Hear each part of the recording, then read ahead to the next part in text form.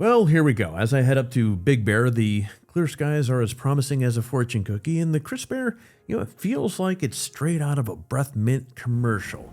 Now, of course, this isn't going to be one of your average let's roast a marshmallow and sing Kumbaya camping trip. No, sir. I'm on a mission to catch the first snowfall of this season. It's kind of like chasing a celebrity for an autograph. The goal? Well, it's to continue putting the Sonmez London 360 Discover tent through its paces and turn Mother Nature into my corner office.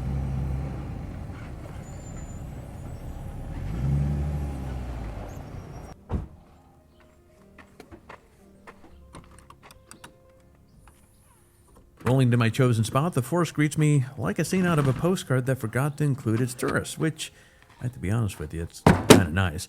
It's tranquil, serene, and kind of suspiciously quiet, like it's plotting something.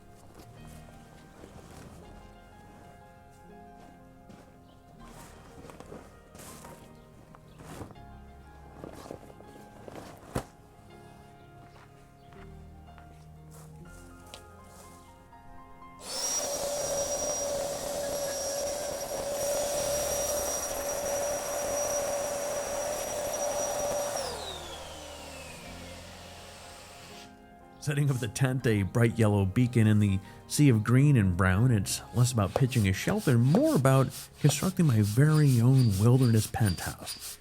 This isn't just where I'm going to sleep, it's where I'll work, dine, and maybe even talk to a squirrel or two.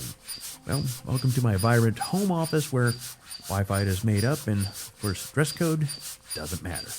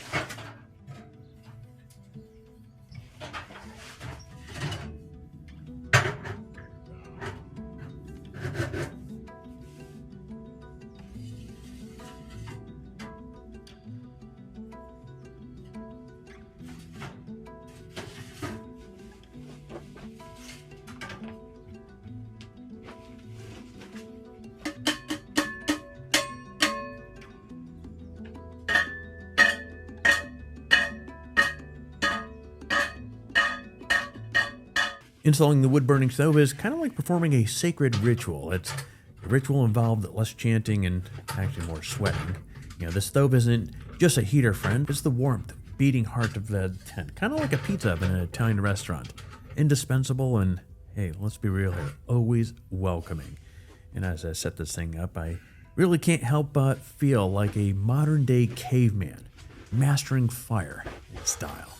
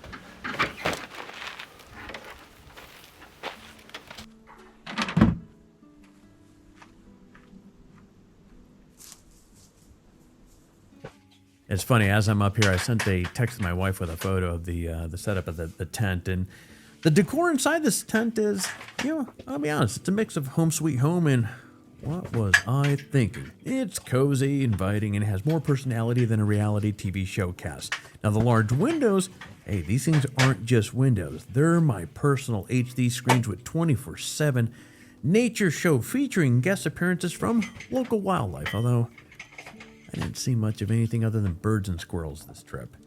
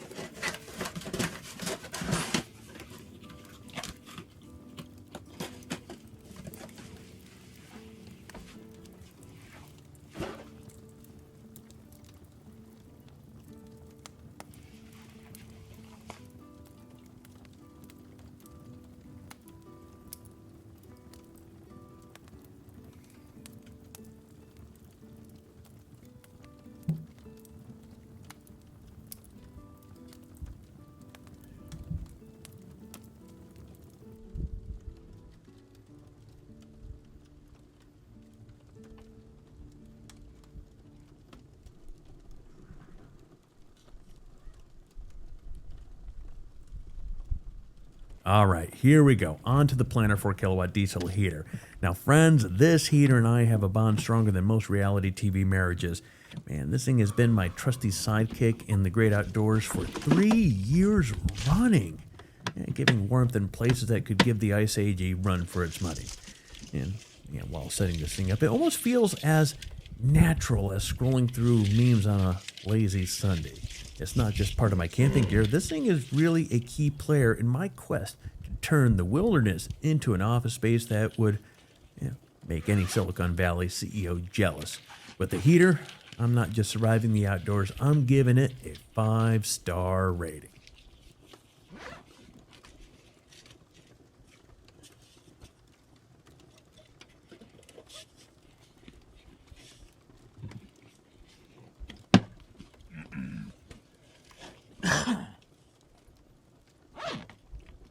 The wood stove, center stage of my day's activity, brings more than just warmth to my camp. It's like a lively campfire host, crackling away with stories and creating a cozy, almost homely atmosphere.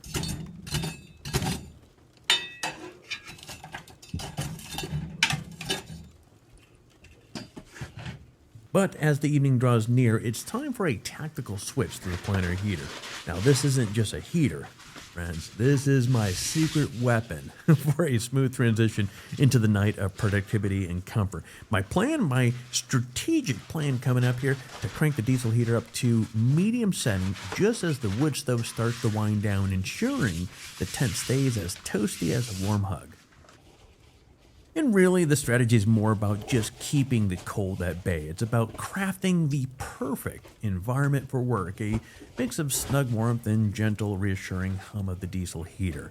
Now, the sound has become a bit of a backdrop of my nocturnal office, a promise of steady warmth and focus as I dive into my task. And come to think of it, setting up the dual heating system, it's like being a conductor of an orchestra. Follow me here. Whereas the instruments are the elements of nature and technology. And it's not just about surviving out here in the wild, it's about thriving. I'm creating a symphony of rustic charm and modern conveniences, a harmony essential to my vision of a remote office nestled in the wilderness. Here, productivity isn't just the goal, it's an experience, seamlessly blending with the tranquility and the raw beauty of the natural world.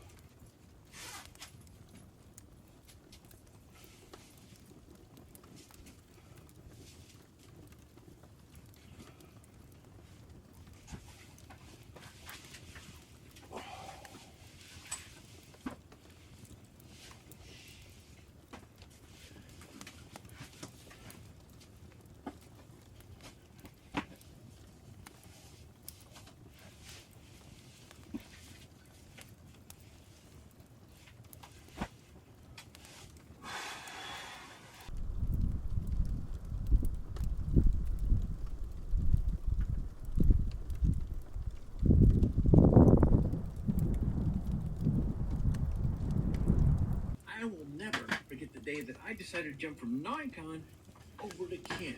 See, I was in my office looking out the window as a man who bought my Nikon D850 drove down the street and out of sight. I was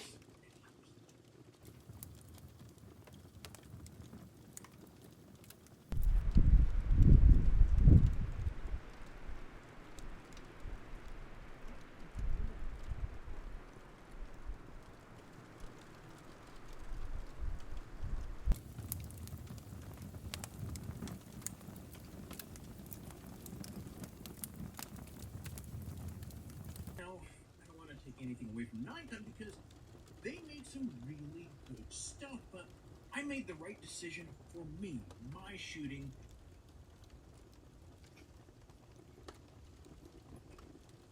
What I need a camera rather, despite how sad it made me feel at the time. Anyways, why I'm sharing these insights in my emotional decision to turn to Canon, well, to set the stage for a all Canon episode.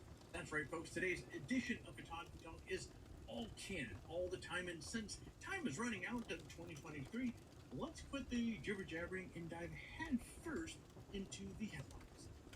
And as I flick off the lights, ready to call it a night, the wind outside decides it's time to throw a party. I feel I just wasn't invited to this one. Oh, actually I am, because I'm here. The howling gusts are kind of a stark contrast to the zen-like calm inside my tent. The quick glance on my phone confirms, yeah, we're sitting around 42-mile-an-hour winds, but some of these gusts really feel like they're auditioning for a hurricane.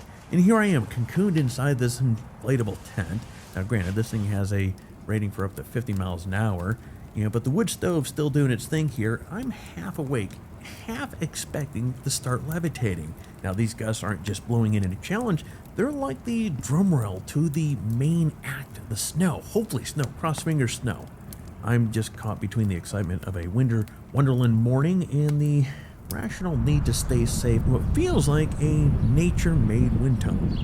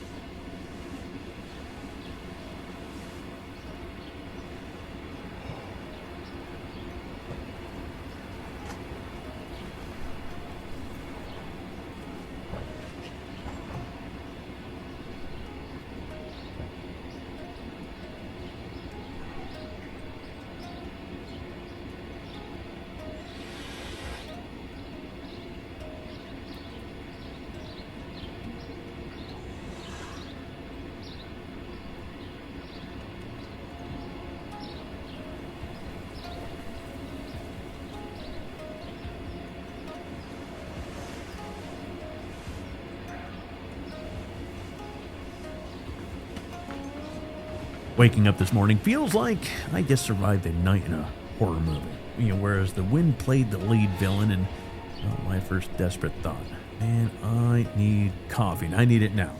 It's time to upgrade from zombie extra to semi-functional human. So, step one, let's get this wood stove fired up again. It's so cold in my tent, you would think I was camping on an iceberg. Not really. It's 60 degrees in here. The Planar heater really did what I needed it to do.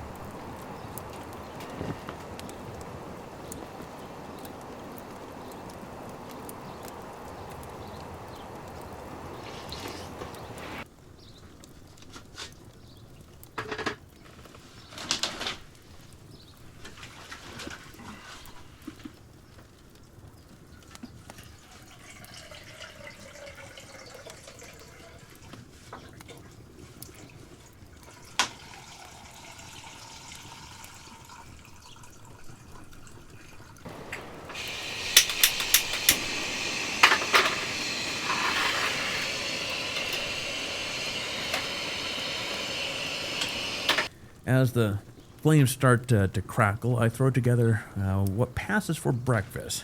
Anything that doesn't require too much effort or brain power.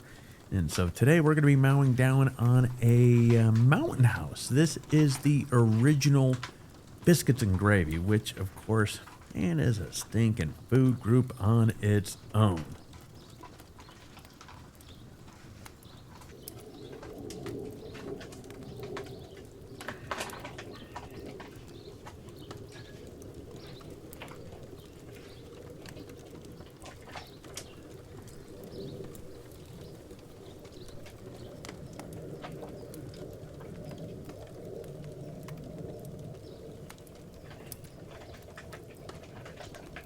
As I continue to munch away on the biscuits and gravy and occasional sip of the coffee, I dive into, or actually finishing up some of my work here, relishing the silence in the morning. It's kind of like the golden hour of peace, especially after nature's all-night rave outside my tent.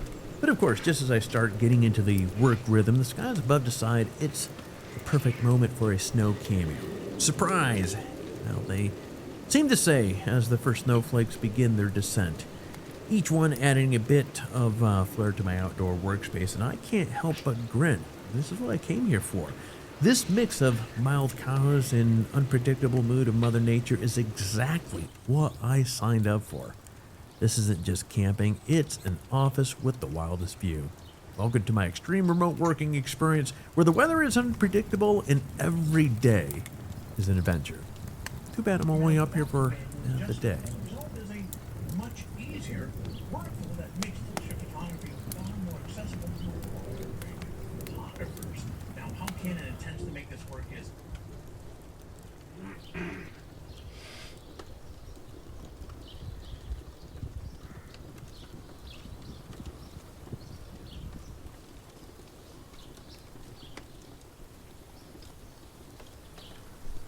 well, with the snowflakes performing their delicate ballet outside and both my videos expertly edited and uploaded, a testament to my wilderness Wi-Fi setup, I can confidently say this mission has been a resounding success.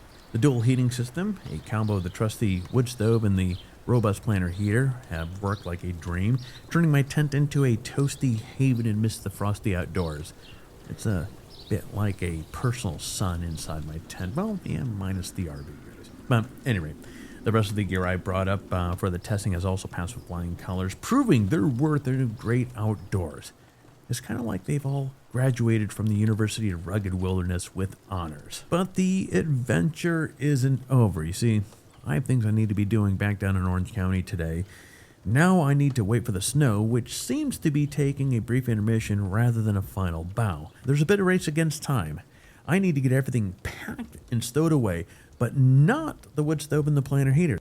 These two are my MVPs, keeping the tent as warm as a summer day, helping to dry everything off quickly. It's, of course, crucial to get the tent dry before packing it away. Nobody wants to unpack a moldy tent on their next trip. It's about as welcoming as a skunk at a garden party. Now, I had planned to record the putting the tent away and all that other fun stuff. But the fact is, which actually I'm just noticing my lens here is even all wet. I was waiting for a pocket. So we've had snow flurries on and off today. And with a tent like this, I want to be able to put it away dry. So it had finally just gotten dry. I had everything out of it. The wood stove was pulled out of it. So my ability to dry that tent again is out the window. Not without letting it sit for a long time. The only towel I had with me, I used to dry off the top, so that's wet, so I can't use that. So at any rate, everything's out of the tent. I'm ready to pack it up and turn on the camera and do my last little spiel here for you guys to kind of talk about the this tent, this camping outing, and these dark, let's see if I can get it here.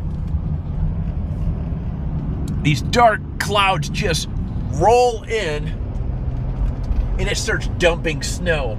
So I had a decision to make.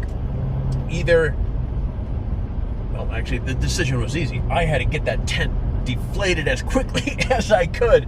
And so I deflated it and I quickly flipped the underside of the tent over to shield the yellow part from getting any snow on it. And I'm wrestling this thing, trying to get the air out as fast as I could. Oh yeah, look at that. Wow. That's actually kind of cool. Wow.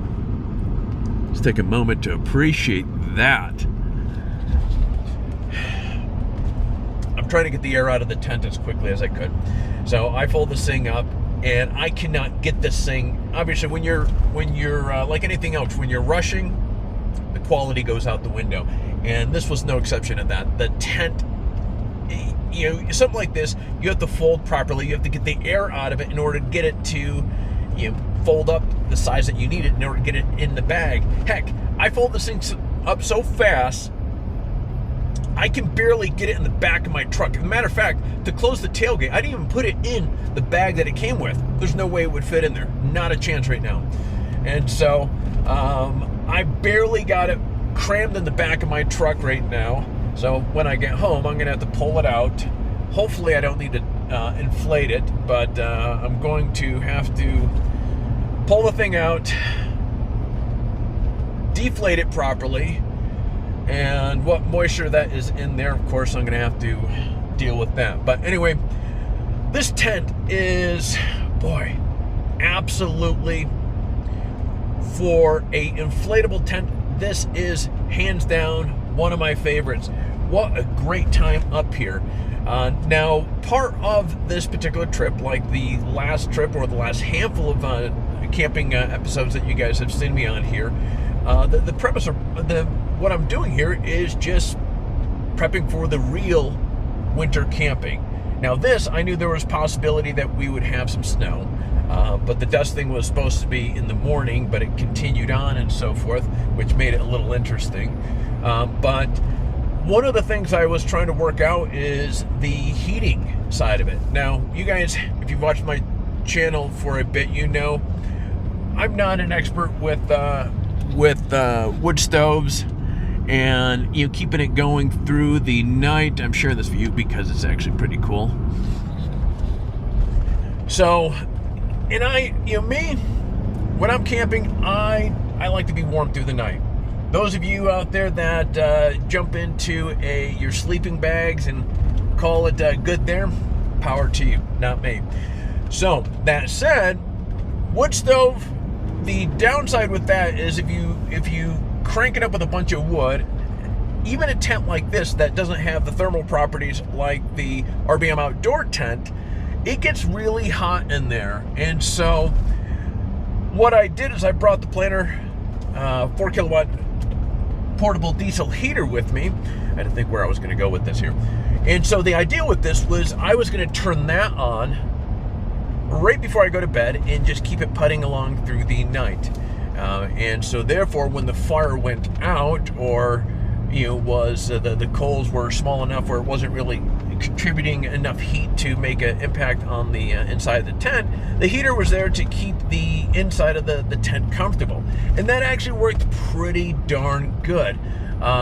What's funny is the last... In 1,000 feet, turn right.